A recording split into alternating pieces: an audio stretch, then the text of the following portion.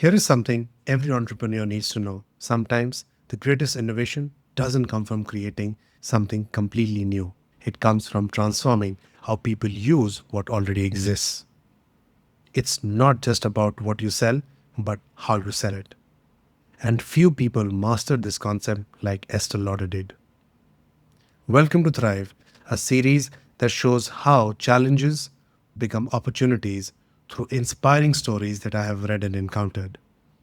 We explore how successful people and organizations turn setbacks and innovative ideas into opportunities for growth. Join me to learn not just how to overcome obstacles, but how to thrive in the face of adversity.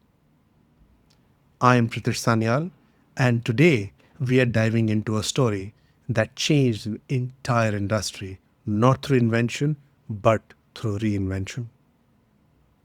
Let's rewind back to 1953. Picture this: gleaming department store counters, rows of elegant glass bottles catching the light, each one locked behind polished display cases. Perfume was considered a luxury and expensive little indulgence that men bought for women on special occasions.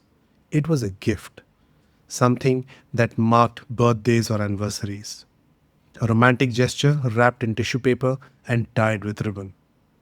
But it definitely wasn't something women were buying for themselves. Perfume was precious, sacred, and always tied to romance. Women simply weren't walking into department stores to treat themselves to a bottle. It just wasn't done. The unspoken rule: you waited. You waited for someone else to decide you were worthy of that little luxury. But Estée Lauder, she realized something profound. Women weren't just waiting for perfume, they were waiting for permission to buy it themselves. Why did fragrance have to be some grand gesture from a man? Why wouldn't a woman decide on a Tuesday afternoon that she deserved to smell beautiful? And more importantly, how could she give women that permission without making them feel guilty?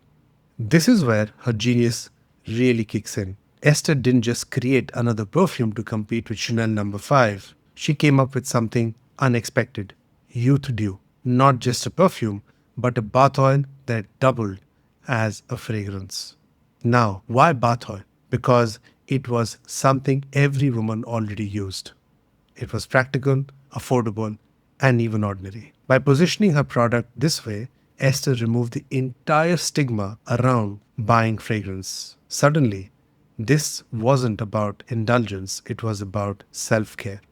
It was something women easily justify purchasing for themselves. But here is the brilliant twist: Youth Dew wasn't just for bath. After you soaked in it, the fragrance clung to your skin, lasting for hours.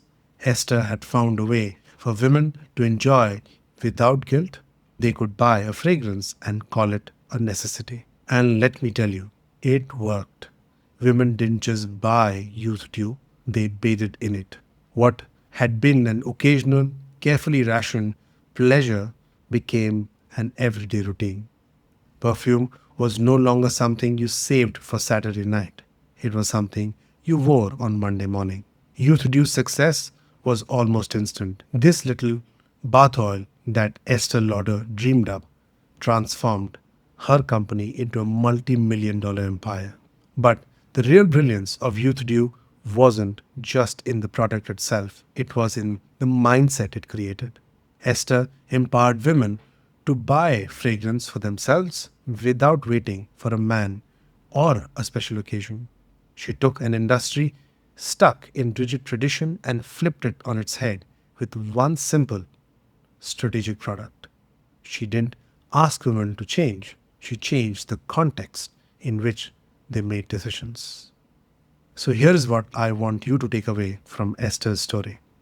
The next time you are tempted to think innovation means creating something completely new from scratch, remember this: sometimes the smartest business move is just rethinking how people use what already exists. Estée Lauder didn't invent perfume, she didn't even invent bath oil, but she did revolutionize how fragrance was sold. And in doing so, she changed the cosmetic industry forever. She saw the invisible barrier holding women back, and instead of fighting it head on, she simply removed it.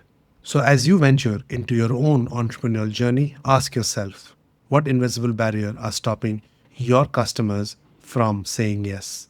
And how can you reframe your offer to give them permission?